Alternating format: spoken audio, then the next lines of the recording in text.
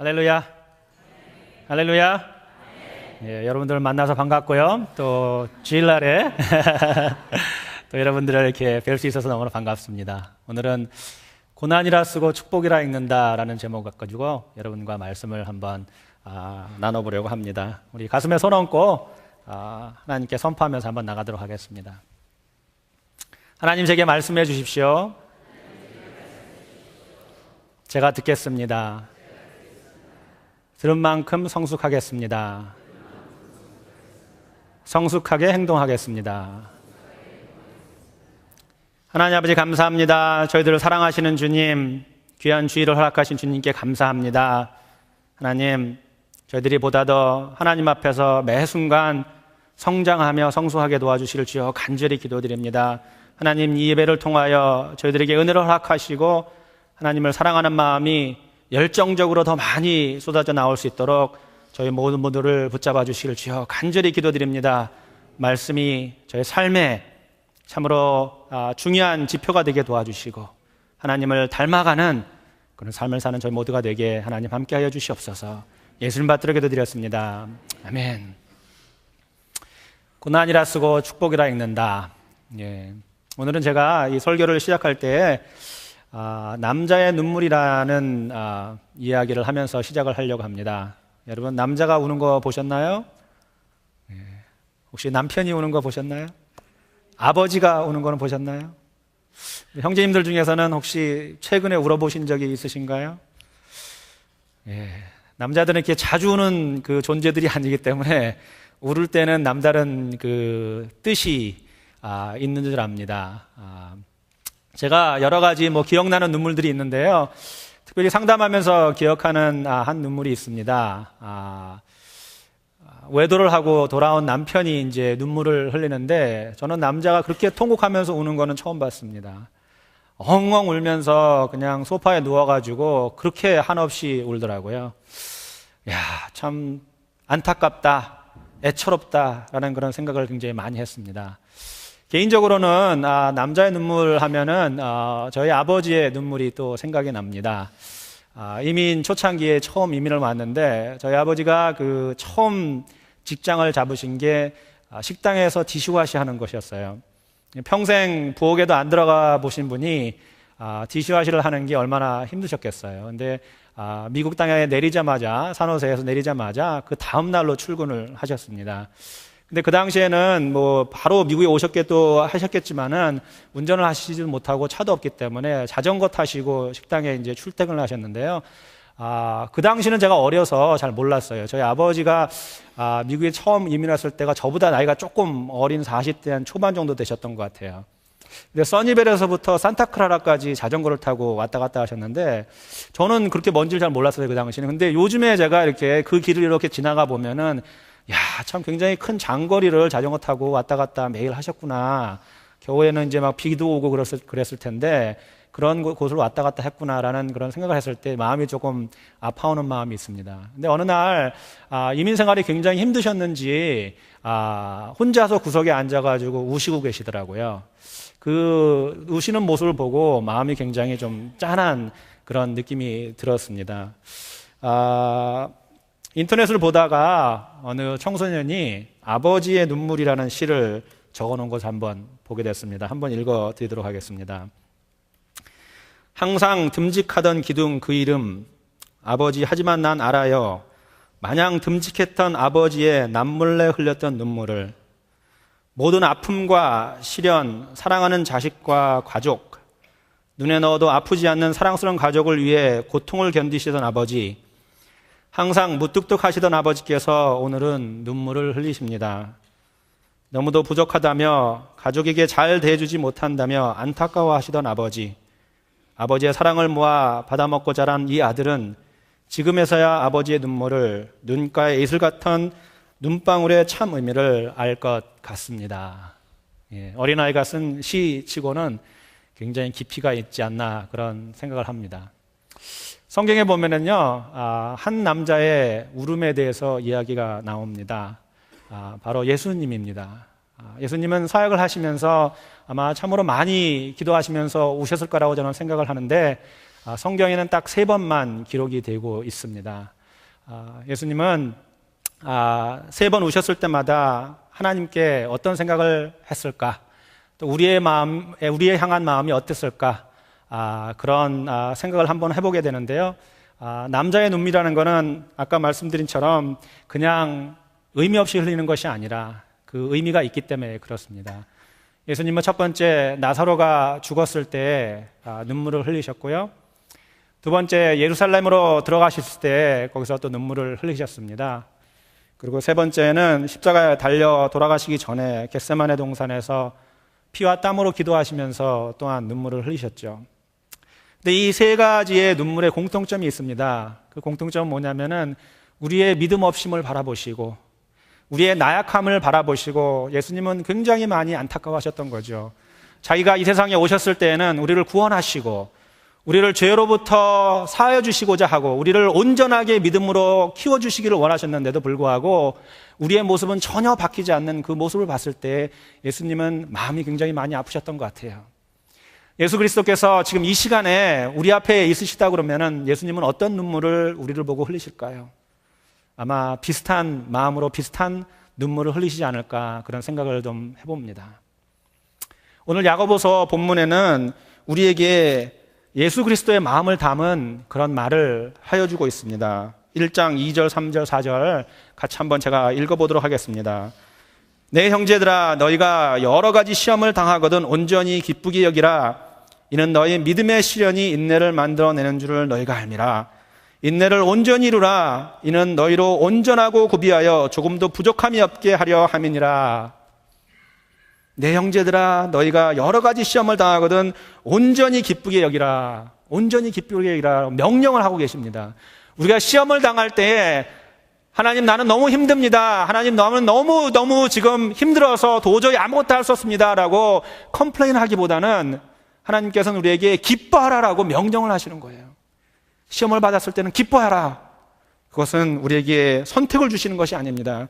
여기서 시험이란 말은 페이라스모이스라는 헬라어를 사용하고 있습니다. 이 페이라스모이스라는 헬라어는 어떤 뜻이냐면은 내 주위 환경의 어려움을 이야기를 하는 것입니다. 내 주위 환경이 어려워서 그것으로 인하여서 내가 닥치는 고난들, 고통들, 시험들을 이야기할 때 페이라스모이스라는 이런 말을 사용합니다. 외부에서 오는 그것이 경제적인 문제일 수도 있고요. 인간관계에서 나는 어려움이 있을 수 있겠고요. 질병으로 당하는 어려움이 있을 수도 있겠고요. 또한 가족 간에서 닥치는 어려움이 있을 수 있습니다. 우리가 삶을 살면서 당하는 모든 어려움들을 통해서 들어오는 시험을 페이라스모이스라고 이야기를 합니다. 시험을 만나거든이라는 어떤 뜻이냐면은 한가운데 떨어진다라는 뜻입니다. 그 말은 어떤 식으로 우리가 상상해 볼 수 있냐면요.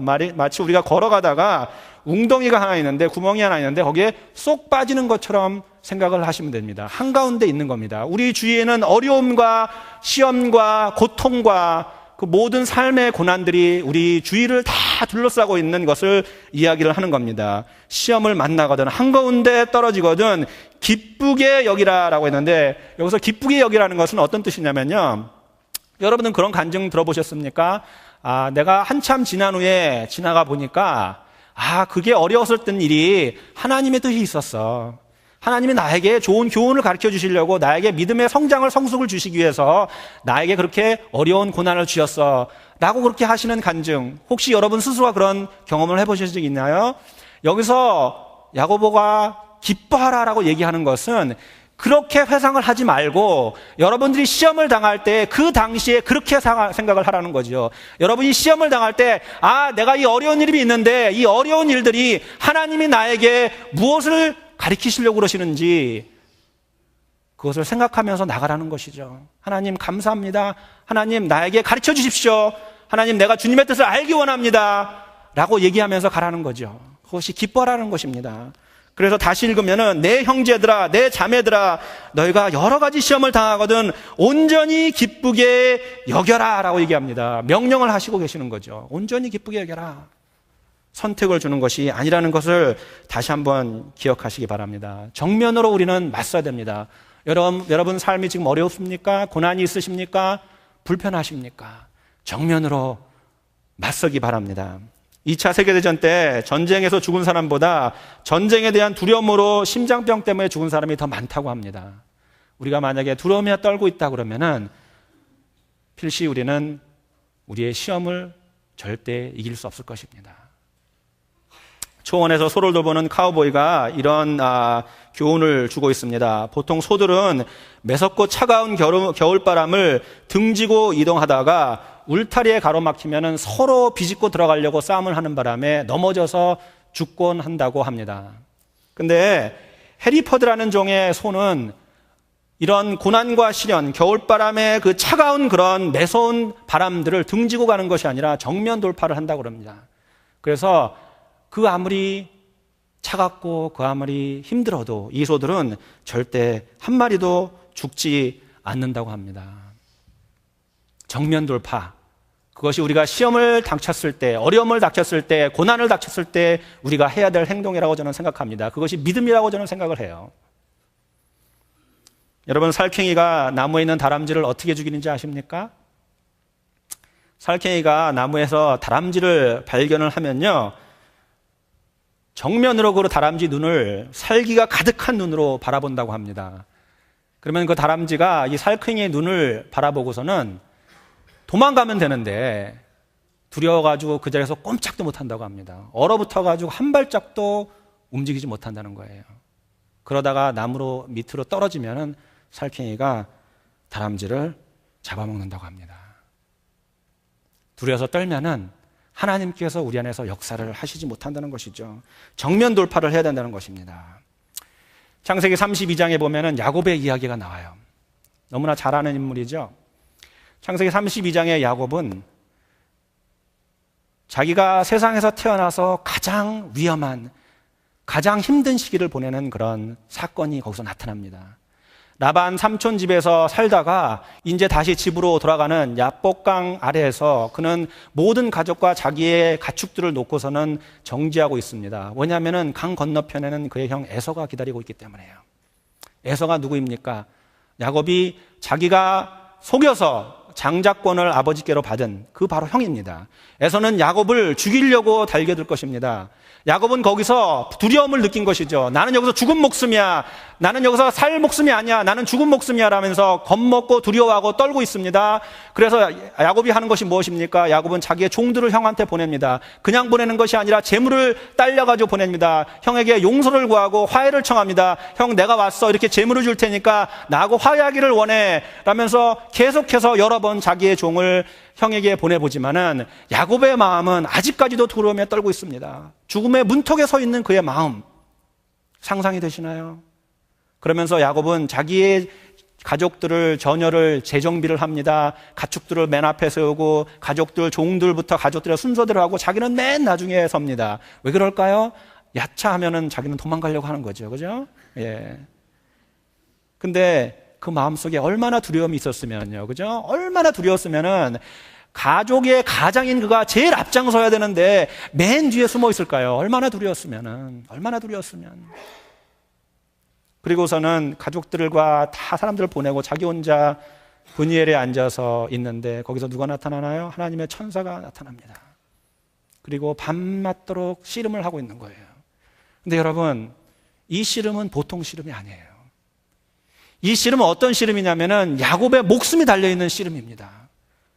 야곱의 생명이 달려있는 씨름이에요. 그냥 단순히 하나님을 만나서 씨름을 하는 것이 아니라 여기서 하나님께 자기가 축복을 받지 못하면은 자기는 죽을 수 있는 그런 씨름을 하는 겁니다. 밤새도록. 아침에 해가 뜨면 어떻게 될까요? 야곱은 하나님의 얼굴을 정면으로 바라보게 한다 그러면은 거기서 바로 죽을 겁니다. 근데 그것을 알지만은 야곱은 절대 하나님의 씨름을 하면서 손을 놓지 않습니다. 나를 축복해 주십시오. 나를 축복해 주십시오 하고 매달리고 있는 것입니다. 여러분 삶이 어렵습니까? 힘드십니까? 고통이 있으십니까? 고난이 있으십니까? 하나님을 잡으십시오. 하나님을 잡으셔야 됩니다. 근데 우리는 하나님을 원망하지 않나요? 하나님을 원망하지 않나요? 교회를 떠나지 않나요? 나 혼자 어떻게 해보려고 하지 않나요? 그것은 믿음이 아니에요. 믿음이 아닙니다. 야곱이 자기의 목숨이 달려있는 그런 사투를 벌이는 것처럼 여러분들의 신앙삶을 통해서 여러분들의 삶이 어려울 때는 여러분도 하나님과 그런 사투를 벌이셔야 됩니다.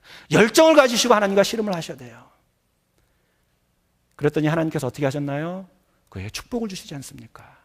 이름을 이스라엘이라고 바꿔주면서 하나님께서 공식적으로 이제 야곱을 인정을 하신 거예요. 네가 장자다, 네가 이스라엘 민족의 대표다라고 공식적으로 인정을 해주시는 거예요. 에서는 야곱을 죽일 수가 없습니다. 여러분이 하나님께 붙잡히면 여러분의 고통이 어떤 고통일지라도 결단코 그 고통은 여러분들을 칠 수가 없습니다. 하나님께서 우리와 함께 하시기 때문에 그래요. 고산 등반을 할 때요, 보통 새벽에 등반을 한다고 합니다. 고산 등반은 보통 눈이 쌓이고 얼음이 이렇게 얼어 있는데요, 보통 이제 새벽 1시나 2시, 그 시기 정도에 보통 등반을 시작한다고 합니다. 근데 그 시간이라는 것은 인간의 몸으로는 최악의 시간이라고 합니다. 굉장히 피곤하고 지치고 힘든 그런 시간이죠. 근데, 등반하기는 최적기라고 합니다. 왜냐하면은 해가 뜨기 시작하면은 눈이 녹기 때문에 눈이 녹으면은 위험해지기 시작한대요. 그래서 인간의 몸은 최악일 때 고산 등반하는 사람들은 등반을 시작을 하는 거예요. 시험 당하고 어려울 때, 내 생각에 내 인생의 최악이라고 생각할 때 우리는 하나님 앞으로 한 걸음씩 한 걸음씩 달려가야 되는 거예요. 여러분 혹시 때루아라는 말을 아십니까?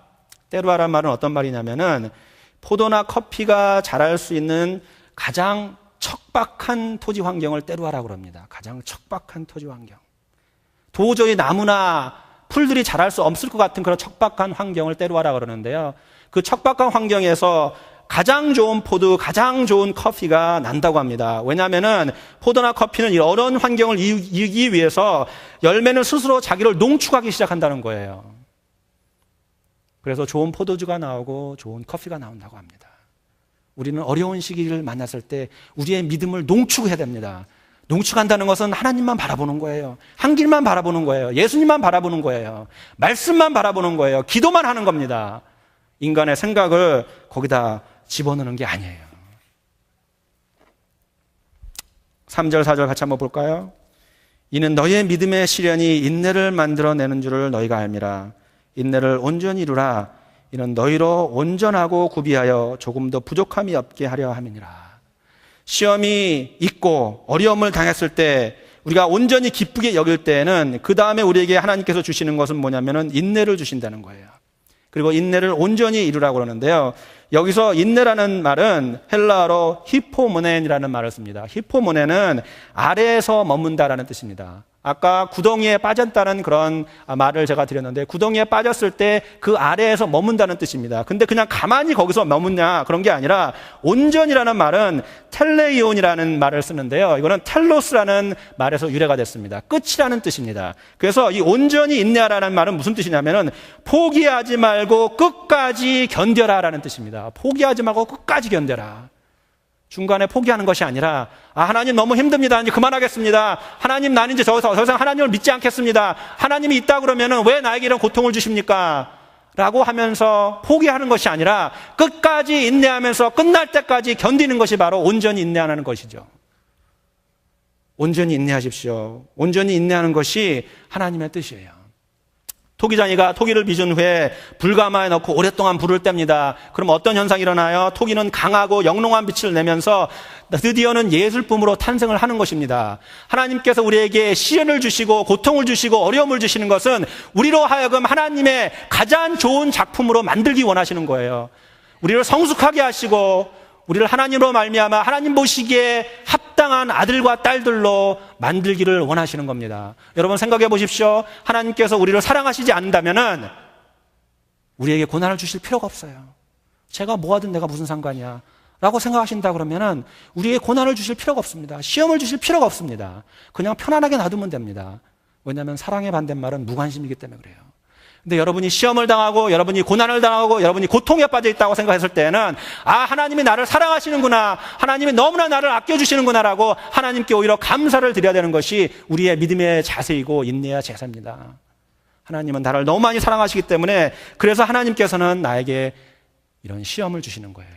인내하십시오. 온전히 인내하십시오. 그것이 하나님의 뜻입니다. 역경을 대하는 사람은 세 가지 경우가 있다고 합니다. 첫 번째는 힘든 문제에 부딪히면 포기하는 사람이 있고요. 두 번째는 포기하지 않지만 그냥 주저앉는 사람이 있고요.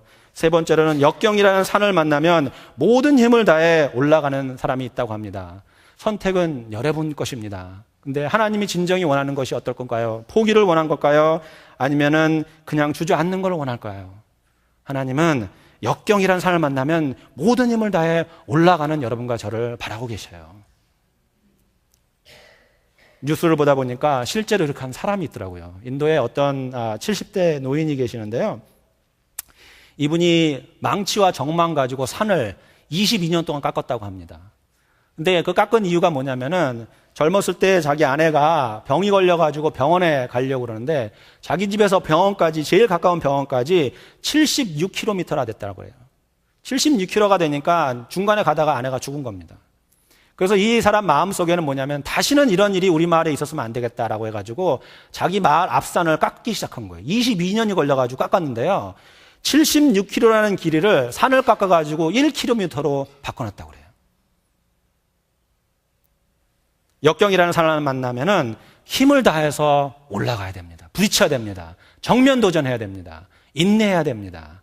그것이 믿음을 가진 하나님의 아들, 딸들의 모습인 겁니다.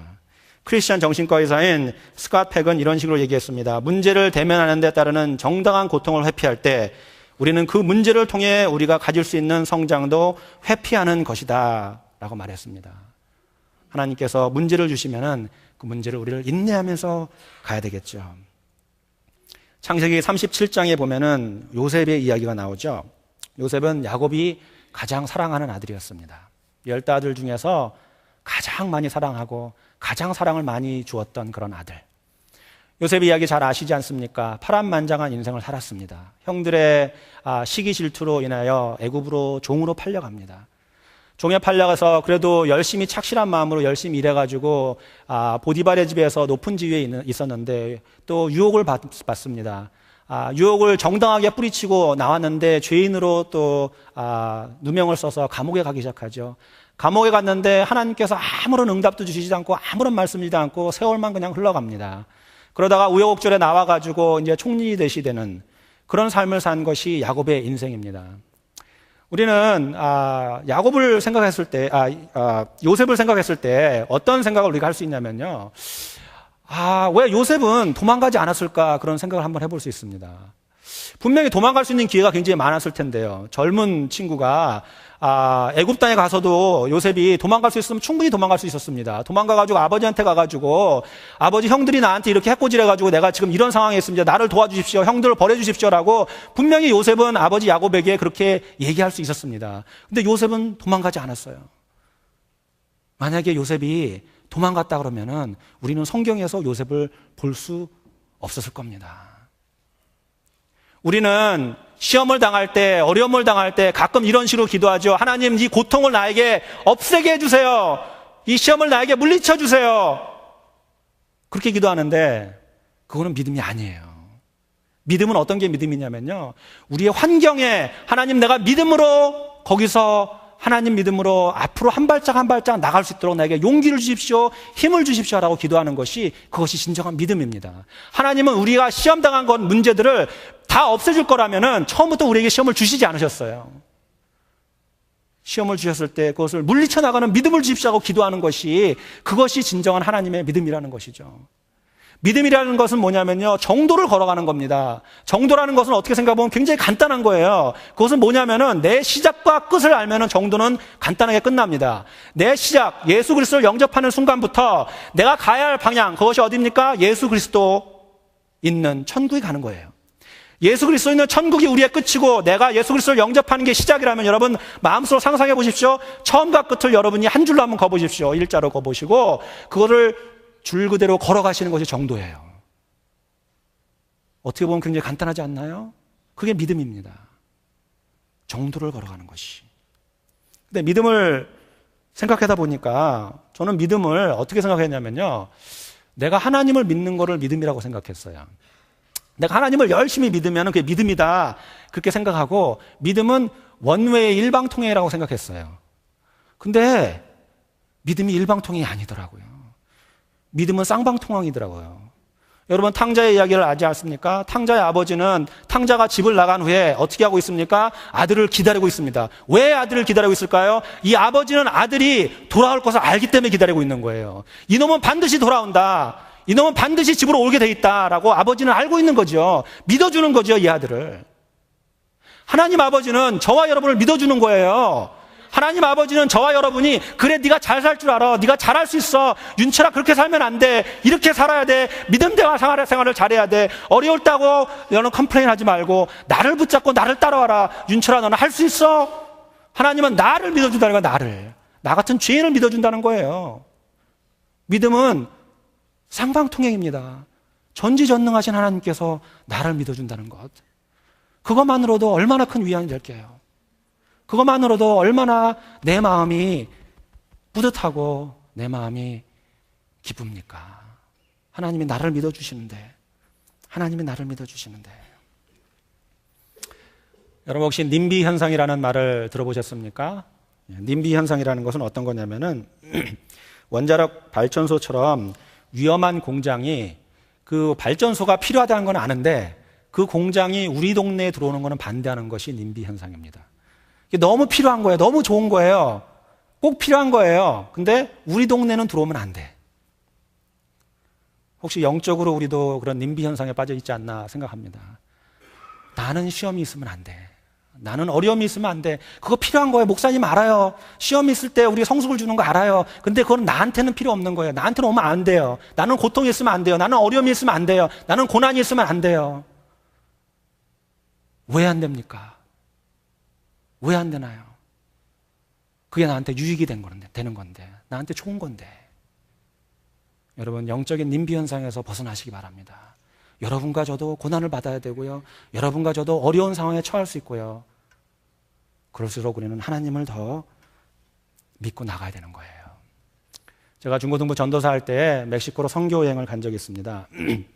거기에 선교사님 한 분이 계셨는데요. 신학교를 하시고 계셨습니다. 이분이 그 당시에 신학교를 한 15년 정도 하셨어요. 그래서 지금은 아마 거의 한 30년, 35년 뭐 됐을 거예요. 근데 멕시코 신학교는 조금 우리가 생각하는 그런 신학교가 아니에요. 보통 우리는 신학교 가면 조금 그래도 신앙이 좀 있고 조금 이렇게 목회한다든지 선교사를 한다든지 이렇게 하려는 사람이 오는데, 멕시코 신학교는 어떤 사람들이 오냐면은 밥을 공짜로 주고 공짜로 재워주니까 편안하게 살려고 하는 사람들이 신학교에 보통 온다고 그럽니다. 그래서 그 당시도 거기 한 뭐 20-30명 정도 학생들이 있었었는데요. 꽤 큰 신학교죠. 그렇게 되면은 학생들이 있는 거예요. 근데 문제는 뭐냐면은 이 친구들이 졸업하면은 다 뿔뿔이 자기 갈 길 간다는 거예요. 다 뿔뿔이 그냥 자기 할 일 한다는 거예요. 근데 이 선교사님은 대단했던 게 뭐냐면은 뭐라고 저한테 얘기하시냐면은 한 놈만 걸려봐라. 한 놈만 걸려봐라. 네. 다 가도 좋다는 거예요. 그 중에 한 놈만 걸려봐라. 그분의 기도 제목이 이겁니다. 평생 그분이 선교하면서 한 놈만 걸려봐라. 한 놈이 걸려가지고 제대로 회개하고 제대로 하나님께 돌아오면은 멕시코가 변할 거라는 것을 이분이 확신히 하는 거예요. 한 놈만 걸려봐라.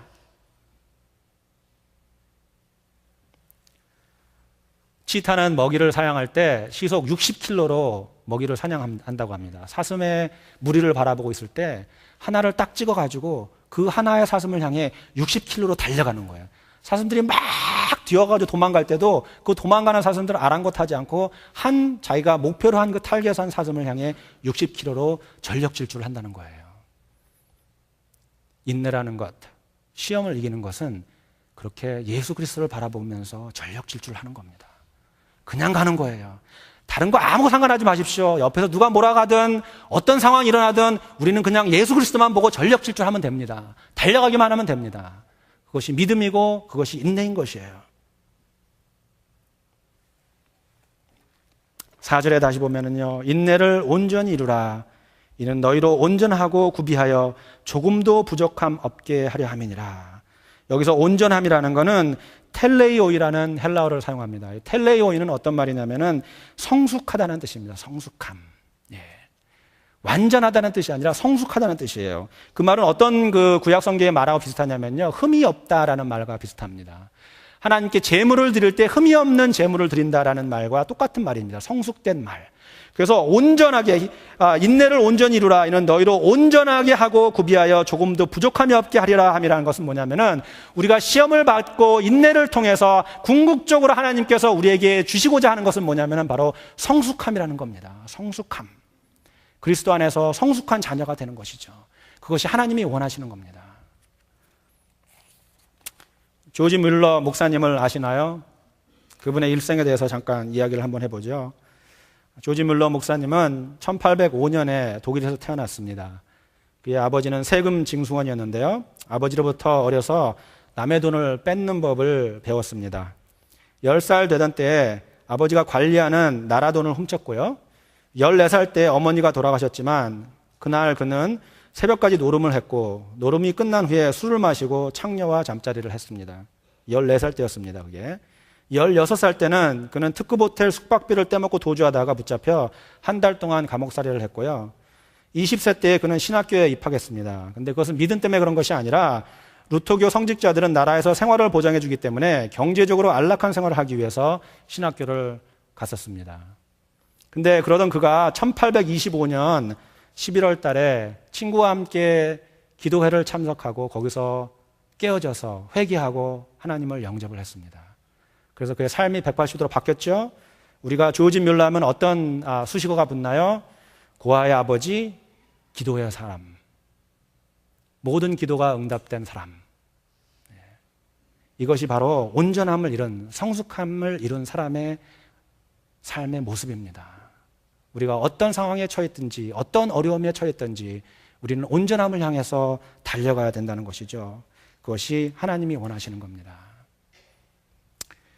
참편 경주마는요, 다른 말과 달리 순수 혈통을 가진 말입니다. 이것은 사육사나 훈련사나 수의사가 이 혈통을 다 조사를 해가지고요, 참편 말을 만들어내는 겁니다. 의도적으로. 그래서 이 사육사, 훈련사, 수의사들은 한 50년, 60년 전에 그 가족들의 혈통들을, 엄마, 아빠의 가족들의 혈통들을 다 수집을 합니다. 그래서 참편의 유전자가 많은 암컷과 수컷을 교배시켜가지고 망아지를 낳는 것이 참편 말이 되는 겁니다. 근데 망아지가 태어나면 어떤 모습인가요? 눈은 흐리멍텅하게 생겼고, 다리에는 힘이 없고, 보기에도 별로 현찮은 망아지처럼 생긴 것을 상상할 수 있습니다. 근데 주인은 이 망아지가 참편 말이라는 걸 알아요. 그 피 속에 참편의 피가 흐른다는 걸 압니다. 왜 알을까요? 혈통이 그렇다는 것을 미리부터, 낳기 전부터 만들었으니까. 그죠? 여러분 기억하십시오. 여러분과 제 안에는 예수 그리스도의 혈통, 예수 그리스도의 피가 흐르고 있다는 걸 알고 계세요. 참편이신 예수 그리스도의 피가 우리 몸에 흐르고 있다는 거예요.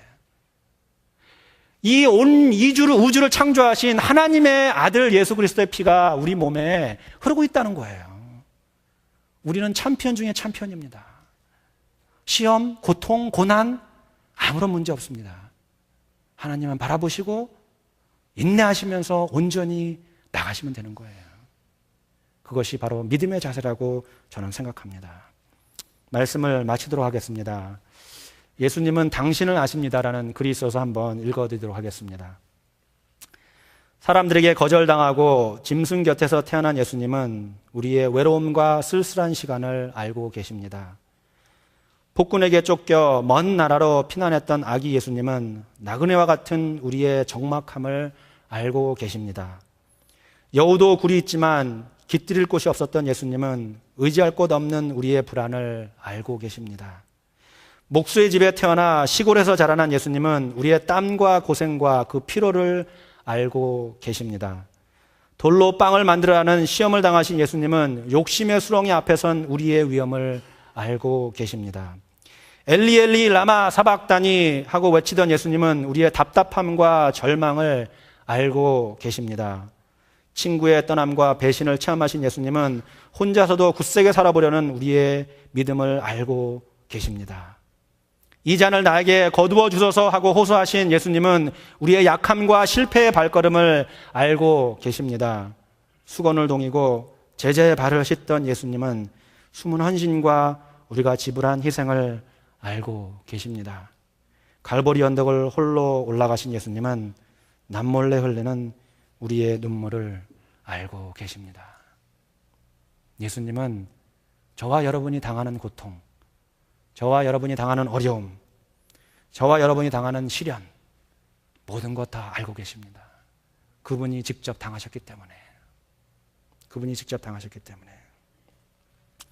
토레 목사님이 이런 말씀을 하셨습니다. 성경에 많은 번역이 있는데 이 세상에서 가장 위대한 성경 번역이 있다면 그것은 내 삶으로 성경을 번역하는 것이다.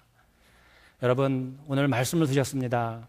시련이 있을 때 인내하시고 인내를 온전히 이루라고 말씀을 드렸습니다. 근데 여러분, 이 말씀이 여러분 삶에서 해석이 되어서 여러분 삶에서 나타나지 않으면은 이 말씀은 아마 여러분들에게 중요하지 않은 말씀이 될 수도 있습니다. 말씀이 살아 움직인다는 것은 여러분들의 삶 속에서 나타나는 거예요. 여러분을 통해서 말씀이 보여지는 것입니다. 찰스 번지 목사님은 예배의 자리가 우리에게 고통의 자리가 되어야 한다고 말씀했습니다. 왜냐하면 들은 대로 행동하지 못하는, 하나님, 나는 행동하고 싶은데 이 말씀들을 가슴 깊게 사무치게 행동하고 싶은데 저는 못합니다. 하나님, 저를 용서해 주십시오. 말씀을 들을 때마다 그런 고통이 내 마음속에서 사무쳐야 된다고 그래요. 왜냐하면 그것이 진정 우리의 행동을 바꾸는 그런 믿음의 모습들이 되는 거기 때문입니다. 여러분, 어려우십니까? 힘드십니까? 하나님을 바라보십시오. 전력 질주하십시오. 믿음의 정도를 걸으십시오. 기도하겠습니다.